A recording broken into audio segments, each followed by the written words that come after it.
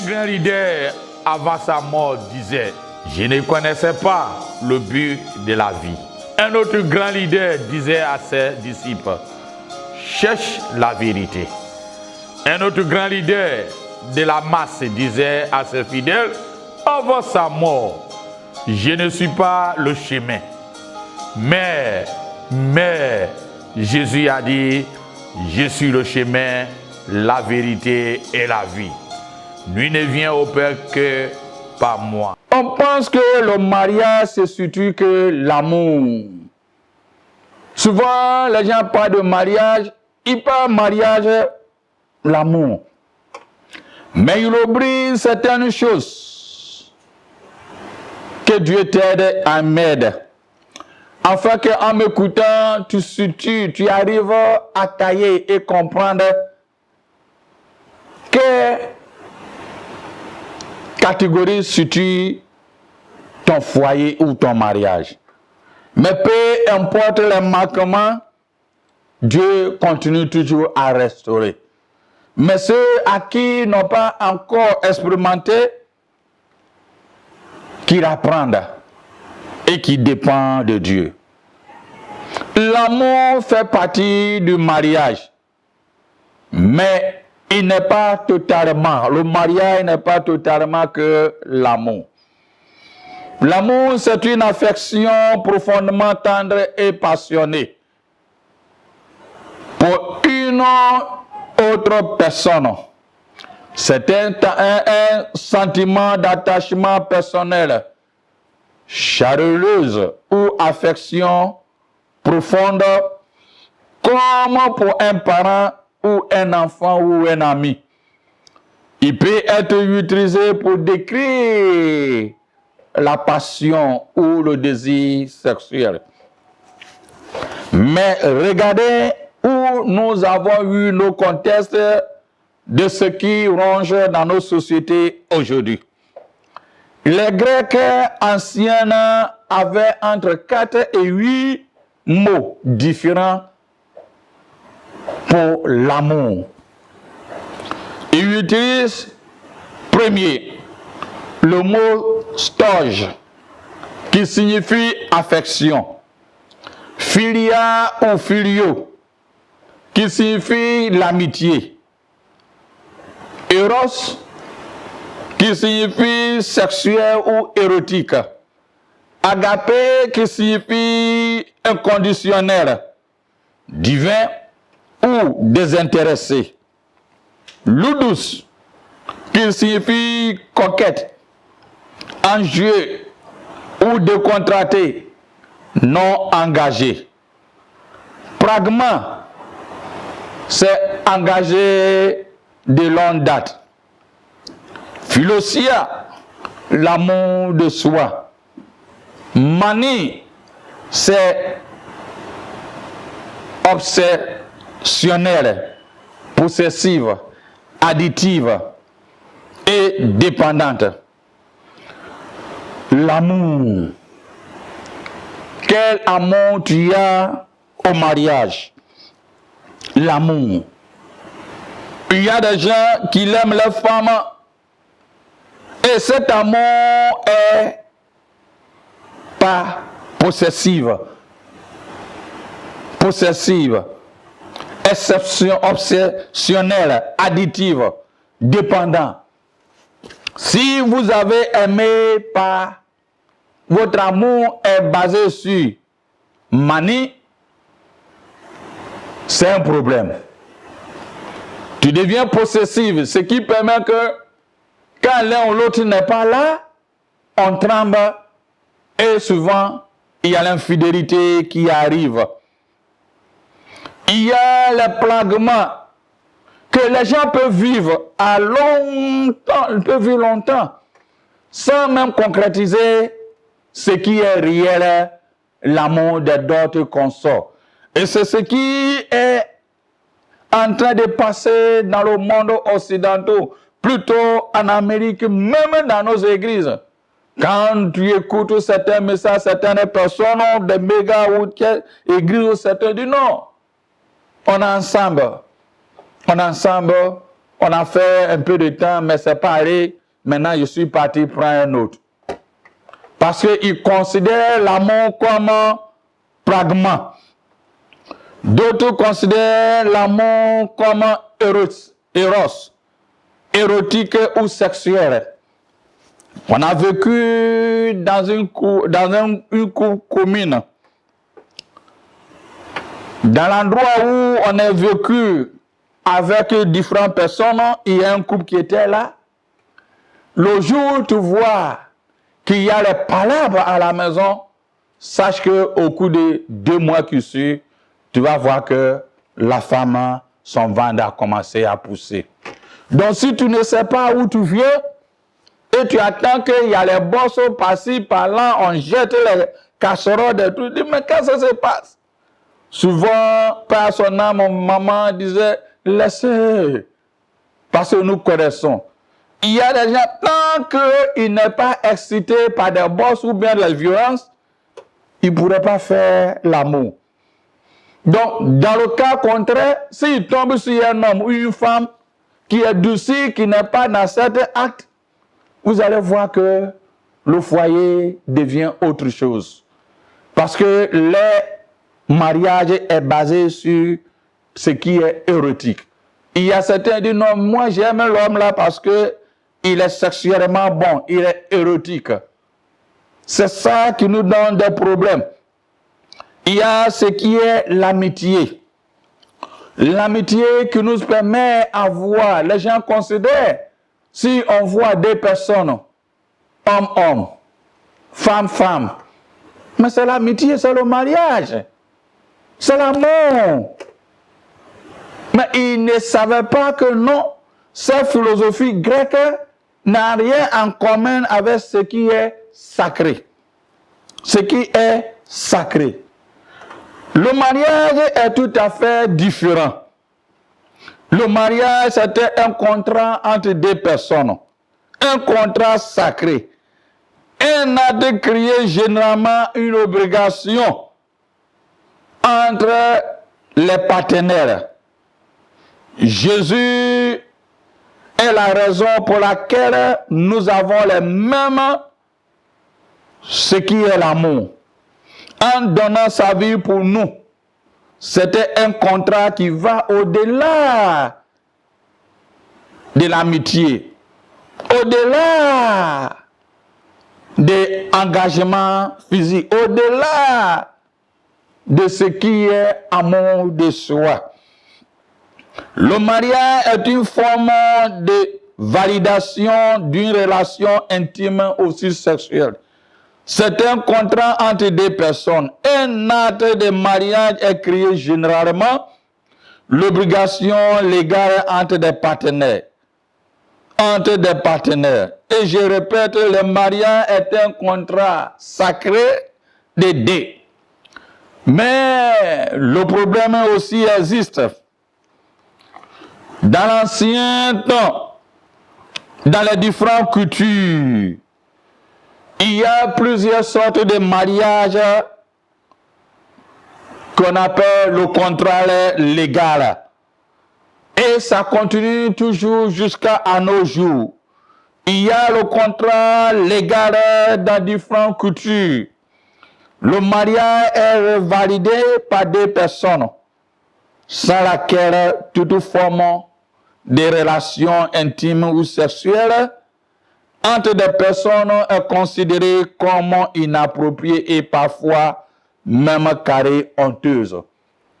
Dans les différentes familles africaines, même asiatiques, dans les 5 ou 6 continents, différentes cultures, d'un moment où il n'y a pas ce contrat de coutume qui est basé, qui officialise ça, on considère ça comme honteux. On considère ça comme honteux. Comme honteux. Parce qu'il ne remplit pas les règles du mariage. Les gens se marient beaucoup à nos jours à plusieurs critères. Peut-être le mariage est sur la forme émotionnelle ou bien financier. ou bien religieux, c'est des choses qui existaient. Au point de vue familial, Dieu a créé le couple. Dieu a créé le couple. La priorité appartenait à l'homme, puisque la femme est tirée de lui et créée à sa cause. Mais fait de lui un aide. Elle est donc au même niveau que lui, tout étant différent. Bien que la femme est tirée de côté de l'homme pour l'assister, pour l'aider, elle a le même niveau que l'homme. Elle a le même niveau que l'homme. Et ils sont ensemble partenaires pour faire. Le mariage est très important. Le mariage est très important. Dans l'ancien temps, Dieu a permis certains mariages polygamie. Quand nous lisons dans la Bible, je peux dire 98% des mariages polygamiques est fait pour des responsables, des rois ou des gens, des leaders. Pourquoi ceci était arrivé? D'un moment où il y a ce contrat de mariage, c'est une alliance qu'on ne doit pas briser. Donc quand un roi prend une femme dans une ville ou un pays, je peux prendre l'exemple du Togo ou la Côte d'Ivoire, la sous-région. Si je suis élevé et je prends une femme d'Adapaon, les gens d'Adapaon n'ont pas droit à m'attaquer. Parce qu'à cause de la femme que j'ai prise, il y a une alliance qui est établie. Je prends l'exemple au Ghana. Celui de Koumassi et prend une femme à Accra. C'est deux coutumes différentes. Mais puisqu'il y a une alliance de mariage, on ne peut même pas, ceux de Koumassi ne peuvent pas attaquer ceux d'Accra. Si on prend quelqu'un de Ségera, on prend quelqu'un d'Adieke ou à Niwapo qui réunit un sens de mariage, c'est difficile que les deux personnes puissent être, comme on appelle, en conflit. Compte tenu de la terre, Dieu a permis que ce roi, pour avoir la stabilité, il se mariait beaucoup pour permettre, je donne l'exemple, Salomon. Pourquoi on a dit qu'il a eu beaucoup de paix à son royaume? Parce qu'avec plusieurs femmes mariées, toutes ces nations-là autour de lui disaient, mais le roi Salomon fait partie de nous. Donc pourquoi nous allons faire la guerre à Salomon? Donc il voit Salomon, un mari africain, un marié à plusieurs personnalités de différentes cultures. Donc ce qui fait que si en faisant la guerre à Salomon ou à certaines personnes, c'est comme tu fais la guerre à toi-même parce qu'ils sont liés par un contrat sacré. C'est ainsi que Dieu a permis ce mariage polygamie en son temps. Mais posez-toi la question en citant certaines paroles bibliques. Quel contexte te trouves-tu? Et pensez que, comme c'est écrit dans la Bible de telle manière, nous devons appliquer. Regardez les époques différentes où Dieu a permis et à cette chose. Je ne vais pas arriver là, mais le mariage, c'est un lieu et c'est une chose sacrée. Notre Seigneur Jésus, à son temps, n'a pas parlé beaucoup de choses concernant la polygamie et bien autre chose parce qu'il savait que ceux qui l'écoutaient, les auditrices ou les auditeurs ou son environnement comprend mieux ce qu'il disait. Donc, ce n'est pas la peine d'aller loin. Lorsque nous lisons Marc chapitre 10, versets 5 à 9, Jésus dit ceci, leur dit ceci. C'est à cause de la dureté de votre cœur que Moïse a donné ces préceptes. Au commencement de la création, Dieu fit l'homme et femme. Il n'a pas dit Dieu fit femme, femme. Il n'a pas dit Dieu fit l'homme, l'homme. Mais il a dit Dieu fut la femme et homme. Ce qui veut dire quoi? C'est totalement disqualifié. Quand on parle du mariage, on ne parle pas de ce qu'on appelle filia ou filio, qui est l'amitié. Et à cette amitié, là, que les gens de homme-homme et femme-femme disent, c'est l'amour. C'est l'amour. On ne doit pas rejeter. Mais cet amour, c'est réel. Mais il est loin de l'amour sacré. Ce qui est le mariage sacré. Donc, ce contexte existe sur le plan philosophique, le plan grec et romain, qui n'a rien en commun avec ce qui est biblique.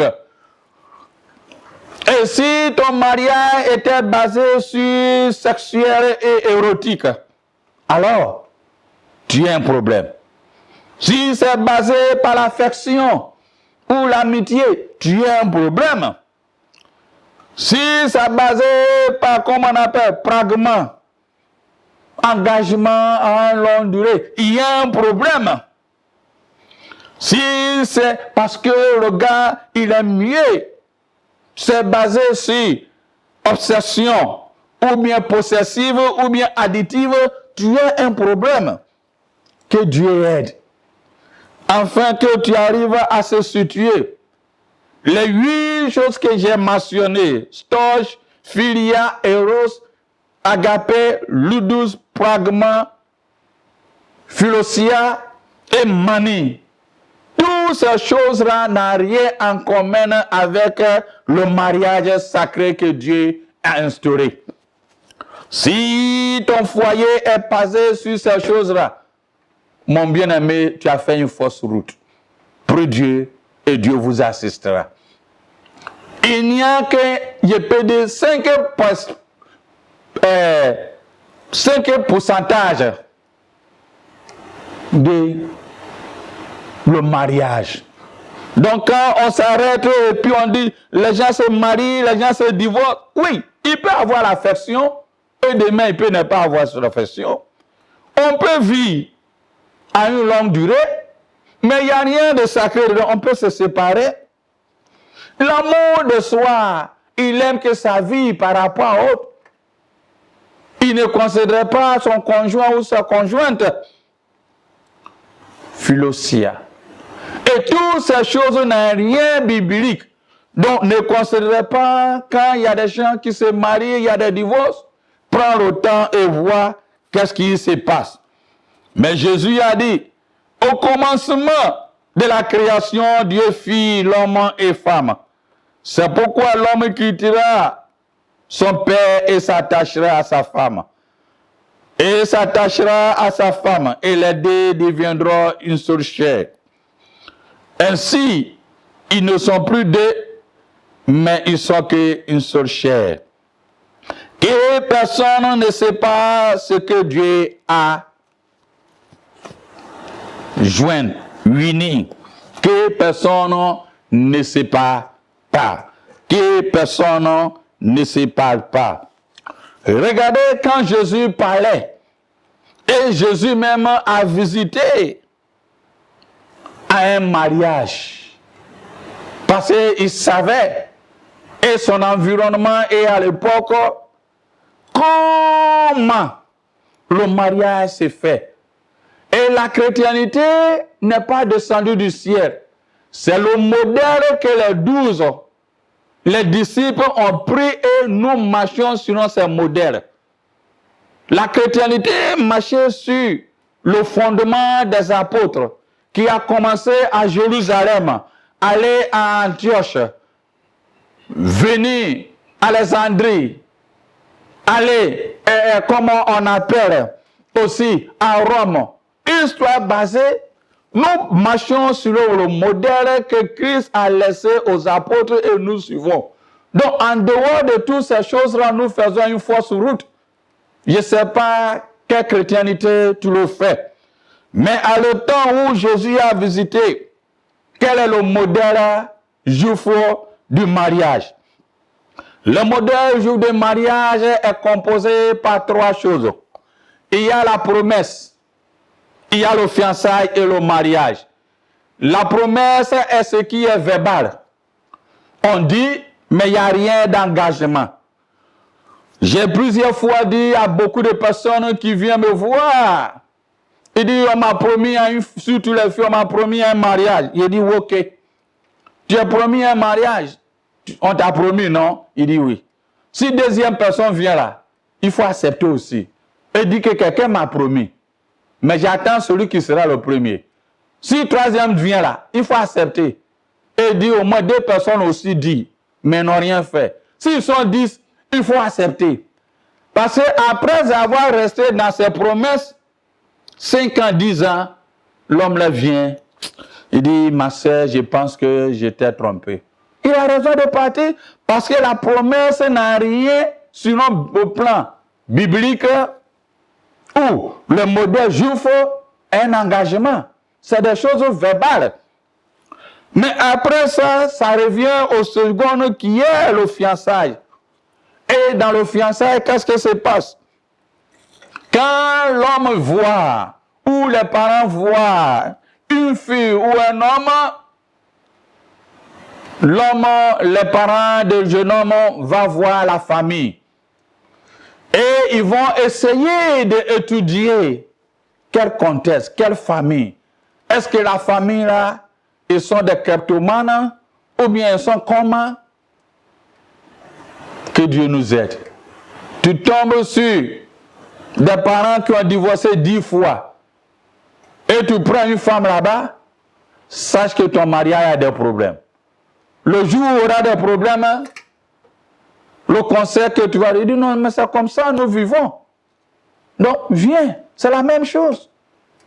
Donc, les parents prennent le temps à chercher, à faire une introspection, la base. Non seulement de côté de l'homme, mais côté de la femme aussi, les parents aussi, vice-versa, fassent la même chose. Après avoir fini, maintenant, le père, l'enfant même n'est pas un droit à dire un mot. C'est le père de l'enfant, le fiancé qui s'en va voir les parents de la fille en proposant ce qu'il veut faire. En allant, il envoie de l'argent et il envoie aussi ce qui est de la coutume, les matériels pour associer. Et après avoir présenté, les parents prennent. Les parents prennent. Et il interroge à leur fille si réellement il est d'accord. C'est une question volontaire. Quand la fille accepte, à ce moment-là, les parents qui est de la fiancée commence à prendre ce qu'on appelle les ketubas, comme on appelle les vigments, pour lui faire comprendre qu'aujourd'hui, tu es quitté à la classe de célibat pour rentrer bientôt, une transition pour le mariage. Donc on l'apprend comment il faut se pomader, comment il faut faire les lits, comment il faut préparer. De grâce que Dieu nous aide. Donc les Juifs, avant qu'une fiancée aille au foyer, on les apprend ce qu'on appelle les mikvah, la propriété des génies, la propriété génique, la nourriture, les mêmes petites choses. Ne laisse pas vos chambres à coucher à des bonhommes et à des boys pour rentrer laver vos slips et vos toutes ces choses-là. Vous ouvrez des brèches. Vous ouvrez des brèches. Vous ouvrez des brèches. Donc, durant cette période de keva, de mikva, les parents commencent à arranger, à prendre la fille, à quitter.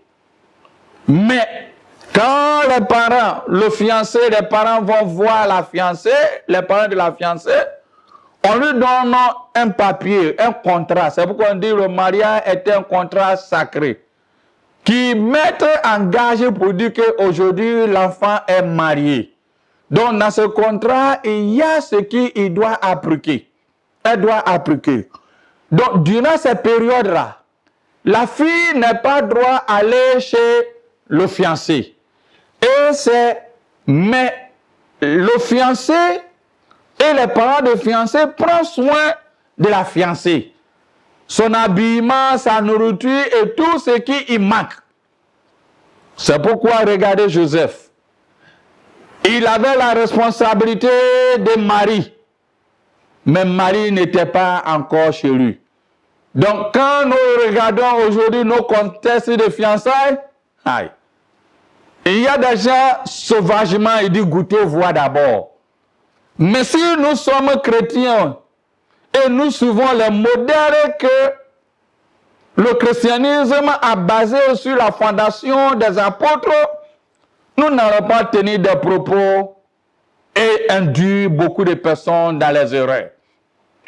Et durant cette période-là, le fiancé même ne savait pas quand est-ce qu'il viendra chercher. Le père prend soin et il commence à voir, est-ce que mon fils est prêt? Quelle maison? Est-ce que tout ce qu'il doit mettre en place avant que le fiancé vienne? C'est pourquoi Jésus, c'est des choses qui existaient au moment où Jésus vivait. C'est pourquoi Jésus a comparé l'église comme époux ou épouse. En nous disant, il viendra chercher mon épouse, mais le jour où je viendrai moi-même, je ne savais pas. Mais c'est le Père. Et je m'en vais préparer la place avant de venir. Dans le mariage, là, on prépare, les parents, le fiancé et les parents préparent. Avant que la fiancée vienne. Et souvent, quand ça vient, c'est l'impréviste. Donc la fiancée, elle est prête à n'importe quel moment pour attendre son mari. Nos parents, souvent, n'étaient pas comme nous aujourd'hui, nous disons, nous connaissons Dieu. Mais suivi les coutumes, les foyers ont tellement duré. Donc Jésus, lorsqu'il parlait d'époux ou épouse, il savait le contenu que je viens d'expliquer. Donc il n'a pas pris son temps à expliquer ce qui est polygamie, ce qui est comme homme, femme, femme. Il a dit au commencement homme, femme. Un point, un train. Il est parti visiter un mariage. Sa premier miracle était un mariage. Et voici comment la condition de mariage au temps de Jésus se faisait. C'est pourquoi il a pris cette image comme typiquement emblème de son église et son épouse. Et que lui-même, il est l'époux. Et il ne trompe pas. Il viendra nous prendre quand le Père a tout préparé. Mais nous devons suivre, comme le mariage juif, ils avaient les ketubas, le contenu de la lettre qui leur donne l'instruction à suivre. Et la fille, durant cette période, avait l'instruction de Migva, qui leur préparait à s'abstenir d'anciennes vies. C'est comme une fille qui est passée de la puberté. Elle ne fait plus ce qu'elle faisait avant. Elle s'est mélangée, changé certaines choses. Apôtre Paul nous dit, nous sommes devenus des nouvelles créations. Les anciennes choses sont déjà passées et nous sommes devenus des nouvelles. Mais si nous mélangeons les deux, alors on aura le problème dans le foyer. Ton foyer est basé sur la philosophie grecque, stoïque, philia, eros, agapé, ludus, pragma, philosia ou manie, ou c'est basé sur le contrat sacré de Dieu, que Dieu t'aide et Dieu m'aide. Afin que nous mettons nos genoux et cherchons. Un grand leader, avant sa mort, disait, je ne connaissais pas le but de la vie. Un autre grand leader disait à ses disciples, cherche la vérité. Un autre grand leader de la masse disait à ses fidèles, avant sa mort, je ne suis pas le chemin. Mais Jésus a dit, je suis le chemin, la vérité et la vie. Nul ne vient au Père que par moi.